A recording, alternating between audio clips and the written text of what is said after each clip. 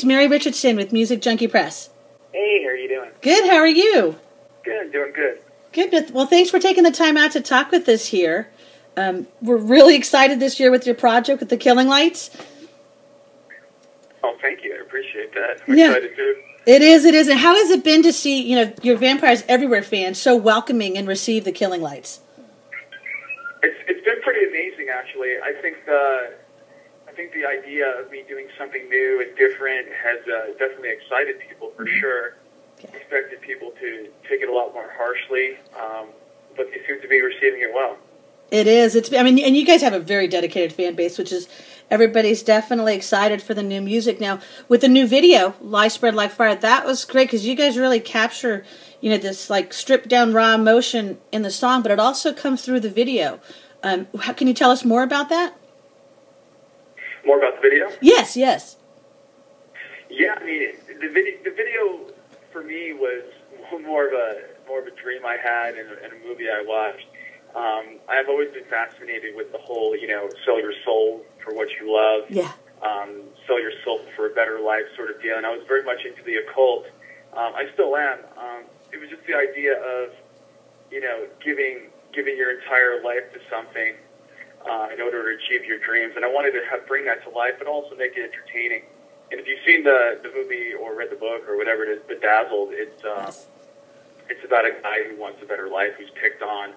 And I thought that'd be a good reference, to kind of metaphorically speak about giving everything you got into something. And I think it has a positive message. Yes. Again, which is, the grass isn't greener on the other side all the time. Mm-hmm. It is. It's great. I mean, it comes across so well.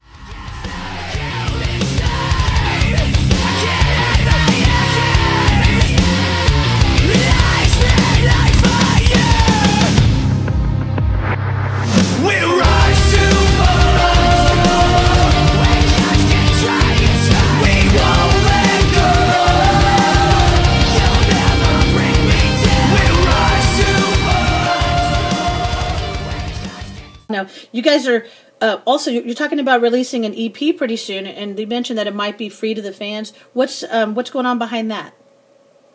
You know what? Right now, it's completely up in the air. We're not sure when we're releasing it. We're not sure if it's going to be free. If it's not going to be free, we'd love it to be free. We're not quite positive on that yet. All we know is that we're very proud of an EP sitting in our hands right now, and we're excited to get it out there, that's for sure. And especially because your fans are very supportive and dedicated. I mean, they'd like to, they want to support you guys, put it that way. It's something for them as well. So I think just getting it out there, regardless if it's free or not, they're going to buy it because they're really excited to support your new project. Thank you. I appreciate that. I'm hoping so. Yes. Now, we're excited. We heard that you're going to be performing at this year's the Sunset Strip Music Festival. Is that going to be the debut performance for the Killing Lights? Yes, I mean, awesome. We always seem to debut something, right out of the gate that we think would be big enough to showcase what we're trying to do, and I think that Sunset Music Festival is definitely that one. Oh, we're excited about it for sure, and the people at the Whiskey have always been a fan of Vampires and a fan of myself, and they really believe in what we do, so I'm excited to be playing.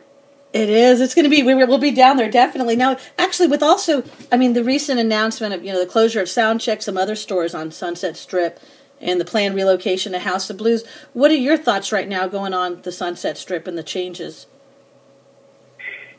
You know what? From what I've heard from touring around, and a lot of venue owners, are very open about it, is that ticket sales are very low.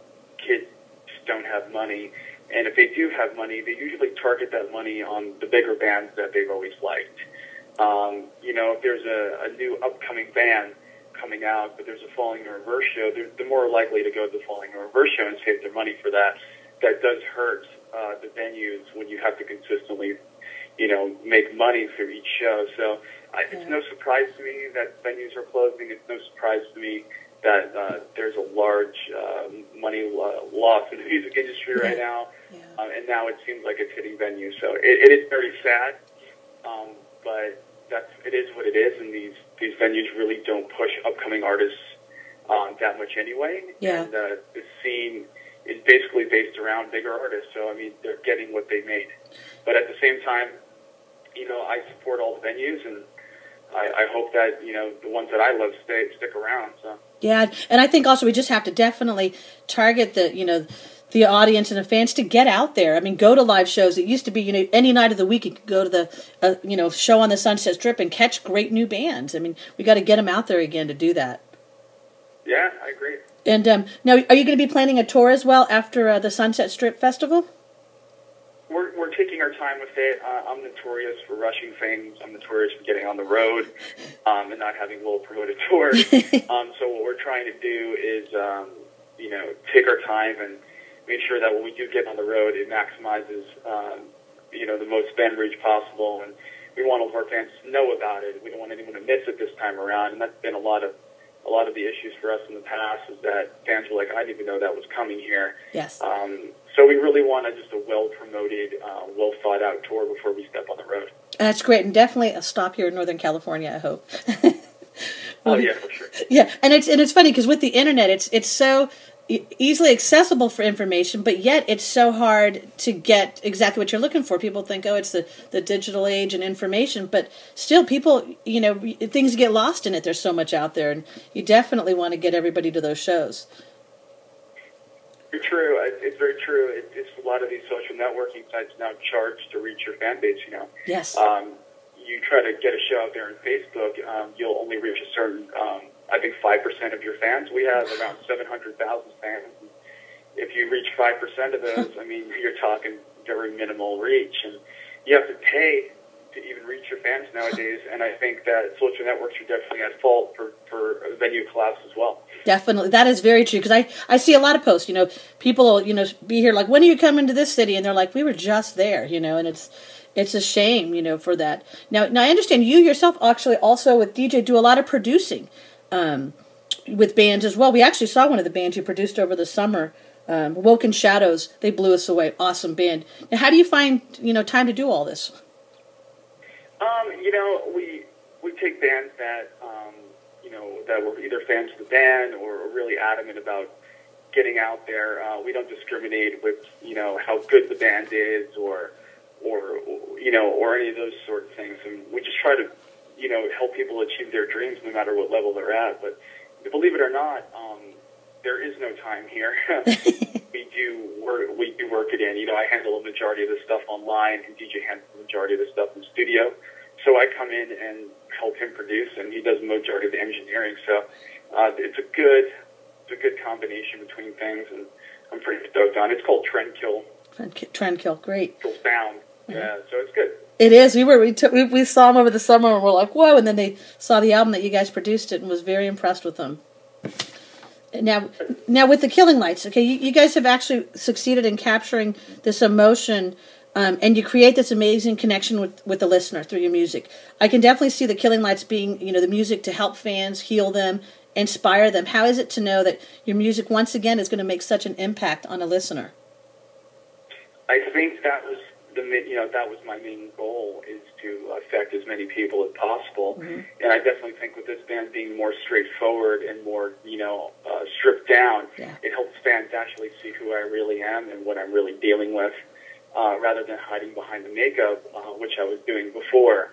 And I think fans appreciate the fact that I'm being more real, and they're going to really like the truthful message on this record. And I'm always flattered and humbled by how many people actually say I've changed their life, which is great. Uh-huh. I'm there to help. It is wonderful. Now, do you remember growing up at all with a band or artist that was there for you and their music helped you through something? Indirectly, New Found Glory. I grew up with those guys in Coral Springs, and I'm friends with them all now. And I try to help them out as much as possible with online. Not that they need my help, obviously, but I like to promote them as much as possible because they're a band I looked up to when I was playing local shows in Florida, and I was like, God, man, I want to be this band. And they were always really cool to me, and they're cool to me now. So they're definitely inspiration for me. Different genre, but still, very inspirational. That is really cool, because I think definitely, and your tracks, they're definitely emotionally driven tracks. Now, how was it recording? Was it an emotional process at all for you? It was definitely an emotional process. We had scrapped 3 records 3 albums, sorry, before we came to, the record that we're about to put out, the EP. Mm-hmm. And to be honest with you, there were 3 different sounds, so we didn't know what the hell we were doing, and we were being pushed and pulled in different directions. And it just came down to one meeting with me and DJ sitting at a coffee bean going, who are we and what do we do and what do we want to do, despite what everyone is telling us to do. Mm-hmm. And that's what we made instead. We had everything from radio rock to old school 80s influence mm-hmm. rock to indie rock. I mean, there were so many things we were doing because everybody was telling us, radio, and we're like, where were we in that whole radio scheme? And we started getting lost. So we scrapped like a year's worth of work. Wow. And it's funny because honestly, the honesty shines through the music. You can feel that it's this connection that you guys have. You're bleeding this passion through the music. So I think you guys definitely succeeded at that. Thank you. Now, I mean, with the, if you could go back, let's say, to your 14-year-old self, what advice would you give to yourself at 14? I would try to be more confident. Mm-hmm. Back then, I was very self-conscious. I'm self-conscious now, but back then I was a mess. I didn't know, the right foods to eat. I didn't know the right things to say. I didn't know the right music to listen to. I was a mess. I'm what you call a late bloomer. So if I was me, now when I was 14, I mean, however you want to, put that together. Yeah. If I had the knowledge I had now when I was 14 is what I'm trying to say, I would be a much better person today. I mean, I think that's one of the reasons why, I kind of lost my mind and hid behind makeup for so long is that I didn't know who the hell I was. And that band helped me discover that. Vampires, that's why I respect that band so much. It's because it helped me become me, and now I'm able to pursue what I really want to do. So yeah, and display yourself through it, which you shine through with the music. Now, what about if we could peek into your iPod, what artist or song might be something that's most surprising for us to find in there? Phil Collins. Yeah, I listen to a lot of Phil Collins. I listen to a lot of different types of music. I'm not so much into the indie rock thing anymore. Mm-hmm. I just can't grasp it. It's a lack of emotion for me, more or less. But I mean, I listen to Kanye West. I listen to Jay-Z. I listen to Beyonce. Her new record is amazing. Uh-huh. I love vocals. I've always loved vocals, whether it's hard or soft. So everything vocal based, I'm usually listening to. That is great. That is great, and that's great because it's literally music is there for all your range of emotions, and you've got to be open. I tell everybody they've got to be open to listening to everything. You could just be missing something that touches you, regardless of what genre it is. Just stop trying to fit your music into a checkbox every time. Exactly. Now, lastly, is there anything you'd like to share with our audience and your fans? I just want to say to the fans, I mean, I really, really appreciate all the support, the last 5 years, and I'm really looking forward to getting this EP in your hands. And, anything I can do to help you get through your issues or stuff that I can help with as far as depression or hate or bullying or any bullshit like that, I'm definitely online to hit up, and hopefully the music helps as well. So.